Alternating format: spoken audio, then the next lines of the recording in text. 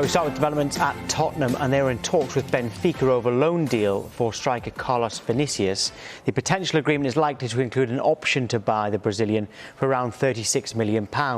He joined Benfica from Napoli for £15 million last summer and is seen as a capable backup to Tottenham striker Harry Kane. Anton, tell us more about Vinicius. Capable backup, I think that's putting it mildly. You can't argue with the fact he is a goal scorer. Averages pretty much goal every other game in Portugal with his 3 different clubs he's played for, and an assist every 4 games as well. Look, he's tall, he's strong, but he's magnificently technical. His link-up play is excellent. He could be Son and Bale's best mate, believe me. Supremely confident finisher. He won't score many goals from more than 10 yards out, but defenders are going to hate playing against his strength and ability. Yeah, Tottenham fans, let us know what you think about this deal. #transfer talk. But Michael, we've asked this many times before. Why do Tottenham need a striker? Why do Tottenham need a striker? It's been 14 months since a Tottenham manager could turn around and look for an alternative striking option from the bench. It's been 14 months since a Tottenham manager was able to get his pen and write a striker on the ball to pick his side when selecting a striker without using the words Kane. Now, when Harry Kane got injured last season with a ruptured hamstring, Spurs looked incredibly light. Then Son badly broke his arm against Aston Villa. They didn't win a match after that before the pandemic and the season stopped. They didn't put any pressure on Chelsea in the first half. They had the makeshift strikers of Bergwijn and Lamela. Both worked incredibly hard. It wasn't really until Kane came on in the second half that Spurs looked more of a unit.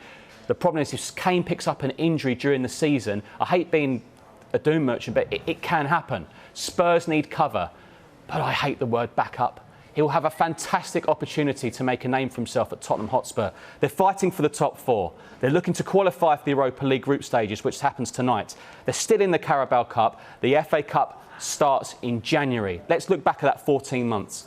I want to give Fernando Llorente some credit. He was happy with the backup striker tag that he scored in most domestic cup matches, hat-tricks galore in cup replays. His held-up play led to key goals in the league from Son and Eriksen off the top of my head.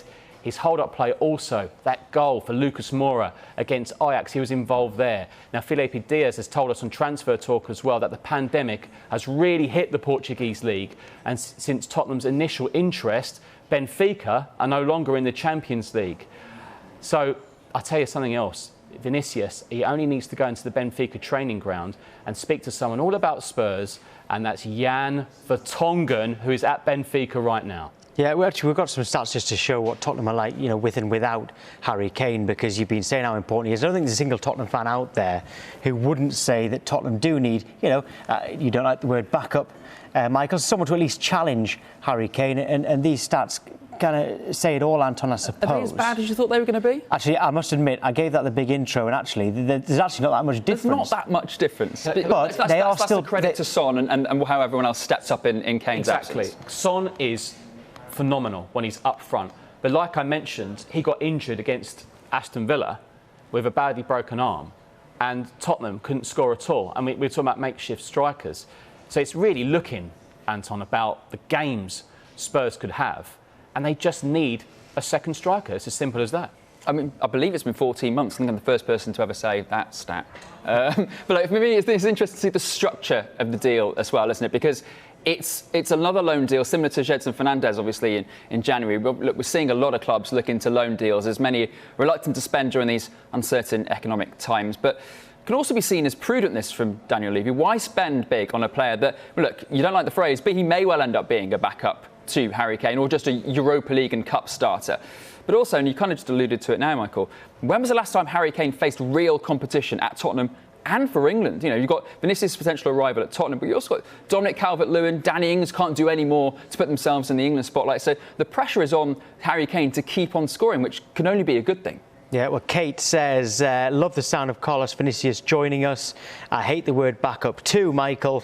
Why does he have to be a backup? Why can't he play alongside or instead of Kane? Fingers crossed this happens ASAP. And someone here who says, honestly believe Vinicius will be a direct challenger to Kane rather than just his backup. So honestly, really exciting if this does happen. Now, interestingly, Anton, I was talking about the structure of the deal there. It looks like a loan with an option to buy, very different to an obligation to buy.